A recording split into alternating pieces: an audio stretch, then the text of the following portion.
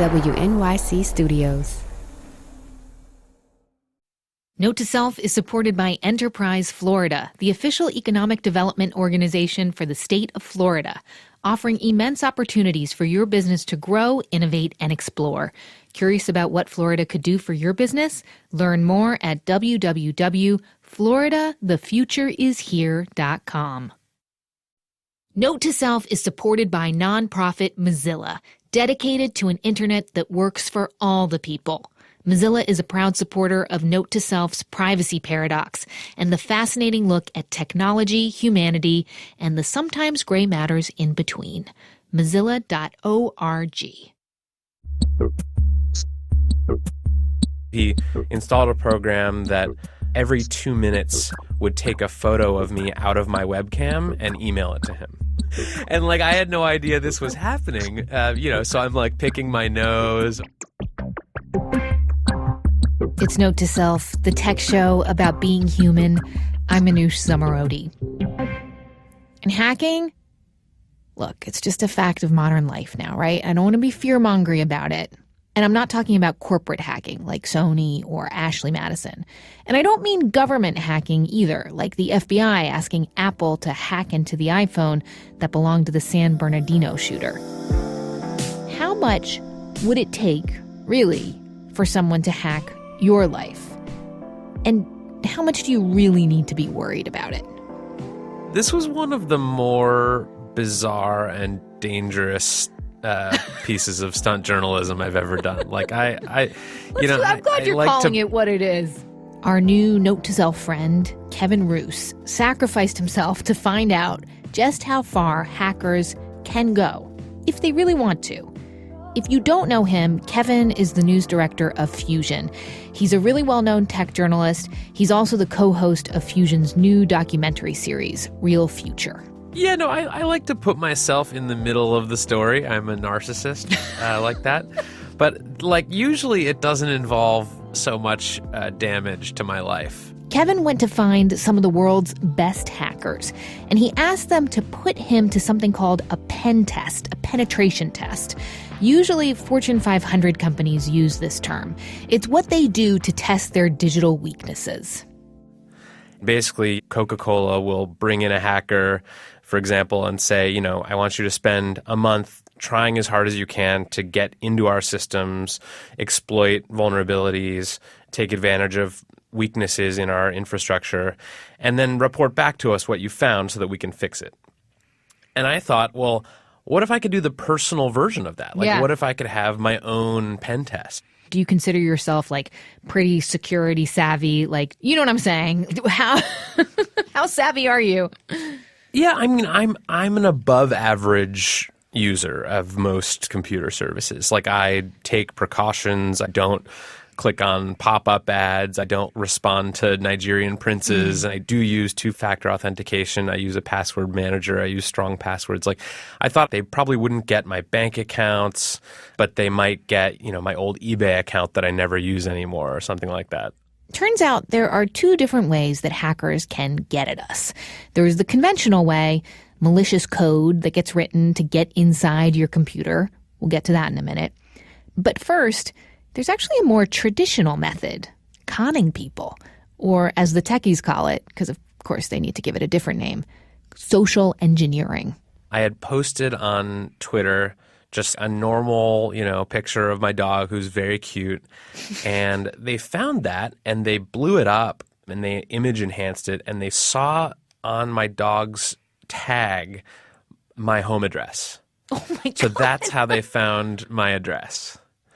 And then once they had my address and they knew my email address, then they started calling around to all my service providers. So they tried to go to Comcast, they tried to go to Time Warner, they tried the people who sort of run my life in those ways. Mm-hmm. And once they had enough information about me, one of their engineers called my cell phone company. The woman pretended to be Kevin's harried wife, and with the help of a YouTube video of a crying baby, pleaded for sympathy and his password. Baby, I'm sorry. My husband's like, get this done by today, so I'm so sorry. I can't call you back. Within 5 minutes, my cell phone company had given her everything about me. They had let her into my account. They let her view, my sort of personal account information. They let her change my account password. So essentially, she had locked me out of my own phone account. You would have to send me a secure PIN through a text message? Yeah, well, the thing is, I don't think I'll be able to receive a text message if I'm on the phone. Shh, it's okay. Oh, I'm not on there either? I'm sorry, I thought he added me on the account. Just with a YouTube video of some babies crying. Okay, so social engineering, that's the first hacking methodology. No code writing skills needed, just emotional intelligence. But the second method, Kevin got in touch with a traditional white hat hacker, someone who usually gets hired by corporations to test their weak spots. The second part of it was I had this guy, Dan Tentler, who works for a firm called Carbon Dynamics. So he spent 2 weeks hacking me by more traditional avenues. So the first thing that he did was set up a fake website. Basically what I did was created a bogus Squarespace site and sent an email to you, a fish asking you to go to this website, run this certificate installer. And I did it because I'm an idiot. So once you ran that, it gave me access to your computer, and I created several fake pop-ups that looked like system pop-ups that would ask you for your credentials. You didn't even have And so I did it. Like I bit. I fell for it. I downloaded this certificate. I installed it, and that essentially gave him full access to my computer. What, everything? Everything. So I stole your 1Password keychain. And 1Password is where I store all my other passwords. So effectively And your social security number and your Amex stuff and your Dropcam stuff and all your stock trading and bank information and all. He eventually gets control of my entire machine. I am you right now if I wanted to be. And once he has that, he starts installing other software on my laptop. So he installed a program that every 2 minutes would take a photo of me out of my webcam and email it to him. Right now, if my evilness is working correctly, I have been watching you for about 2 days now. In coffee shops, at your mom's house, on a plane. Oh my God, so this is literally every 2 minutes. through my webcam. Yeah, through this guy. Ew. That's horrible. No, it was awful.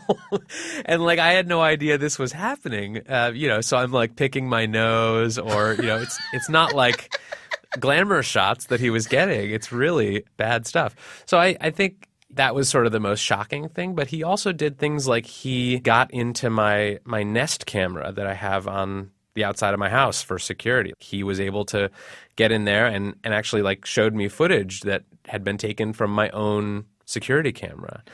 And if he wanted to do something with all this, what could he do? So I asked him that, and he said basically, I could have made you homeless and penniless. I can pay people with your bank account or your Amex account. I am you. I think it would have been pretty ruinous.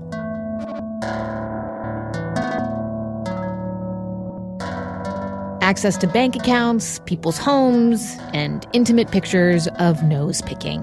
Hackers can get you where it hurts. But what can we do? And really, how likely is it that they will come for us? That's after the break.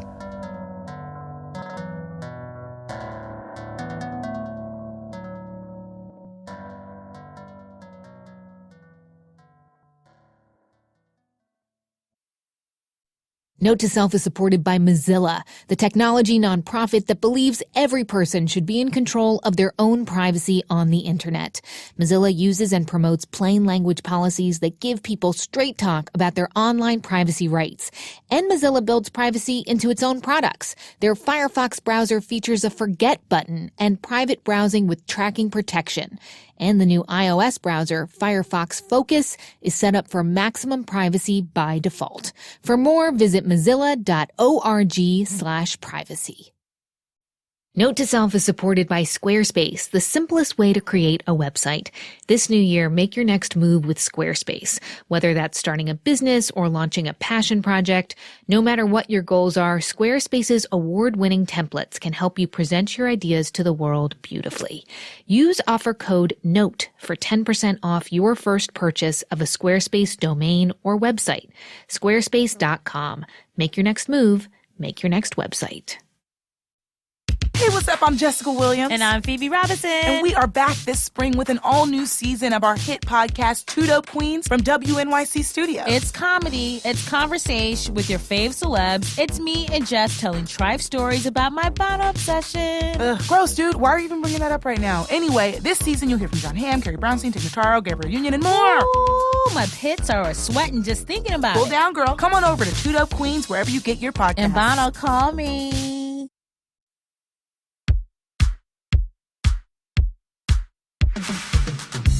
It's Note to Self. I'm Manoush Zomorodi. We're back and we are getting hacked on purpose with Kevin Roos of Fusion. Okay, so you heard about how hackers work. Now a few things that the hackers say we can do to keep them out. People can do a couple things. One is you can be proactive. You can actually call up your cable company or your cell phone company and say, do not give my password out to anyone unless I provide you with this PIN, or unless there's some other piece of information that you can give them that only you would know. We actually saw a really sort of scary example of this earlier this year.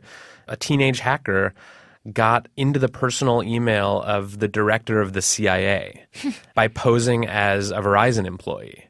I mean, it's really remarkable that even someone as security conscious as the CIA director was vulnerable to social engineering. Have you set a PIN for your phone since this happened to you? I have now. So I haven't You had... have? You really have? Yeah, no, I really have. Part of why I did this was so that I could figure out where my weak spots were and fix them. Over the winter holidays, my father was making fun of me for having a Post-it note over the camera on my laptop. He was like, you're so paranoid. What's wrong with you? And I was like, I don't know, like Skype, I see how sometimes like you're on camera and I've been talking to people and they don't even realize they've turned the video camera on. So that's why I have it. But it sounds like there's lots of good reasons to have a Post-it note on there. Yeah, I mean, I do that too now, and people make fun of me for it all the time. And I just say, like, you'll be sorry when, photos of you picking your nose are online. So what else? Like, you've got a Post-it note on there now, and what else? Yeah, I mean, I do use a password manager. Dan showed me about this program, this app called Little Snitch, which you basically install on your computer, and it notifies you whenever your computer is trying to make a connection to another computer. Oh. So it's not like an antivirus or, an anti-spam software. It's monitoring the pings that your computer is sending to other computers and other systems. So if you have malware on your computer that's trying to upload your data to some server, it will tell you, and you can sort of either approve or deny that. Everything now, from cars to refrigerators to, washing machines, these things are all now essentially computers. Once you put a computer chip in something and connect it to the internet, it really does become particularly vulnerable. And I think probably the future of war and conflict too, like in the Ukraine recently, there was a power grid that was infected with malware, and people suspect it was Russian state hackers doing this. So this is not like some crazy sci-fi future scenario. Like, this is happening now. I guess I want to understand a little bit more about how common are people who are trying to get into my listeners, your viewers, virtual stuff.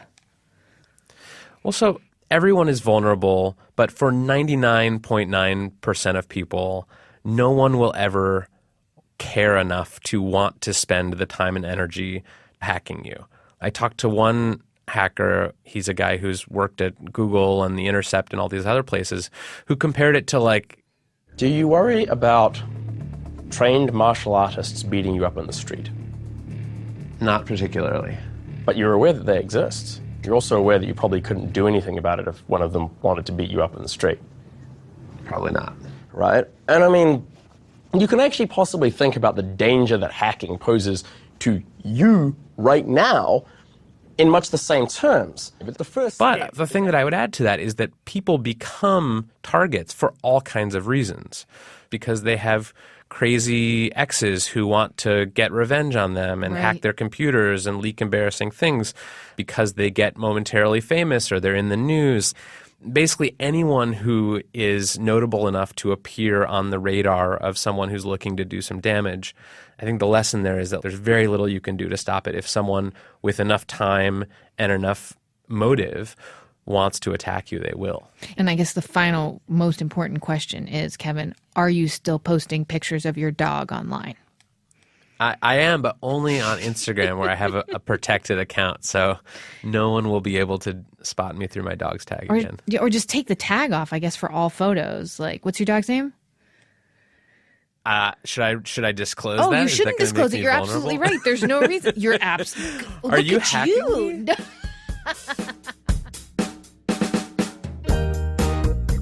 Many thanks to Kevin Roos at Fusion. But before we go, you know what? I think that hacker guy who compared the likelihood of being hacked to a trained martial artist beating you up on the street, I don't know. I think there's a better metaphor for this. It's actually, I think, a simile. So here I go. Okay.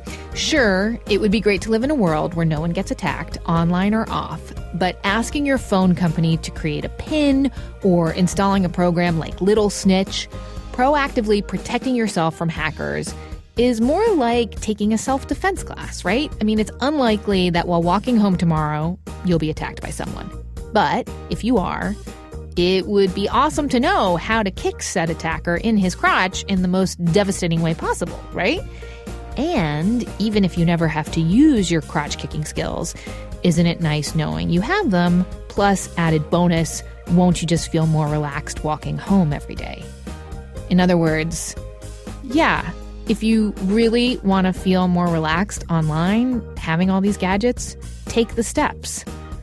But I got to admit, I never actually signed up for that self-defense class in college. You can see Kevin Roos's Real Future TV at fusion.net. There are lots of other videos in the series, including one about ASMR. That's whispering. People who whisper online. YouTube videos. People really like them. There's also sex bots, more. We are fans of the folks at Fusion. They are lovely. Speaking of sex, next week, a very special collaboration with Caitlin Prest. Maybe you know her podcast, The Heart. We've been working for the last few months with her on a special project, and here's a little taste of what you'll be hearing next week. One couple that used the app, they did it, and they answered this question, kissing more often during sex, which seems like just a basic one. And she said, love it. And he said, not so much. But they talked about, she's like, oh, how did you answer that question? And they had a conversation about it.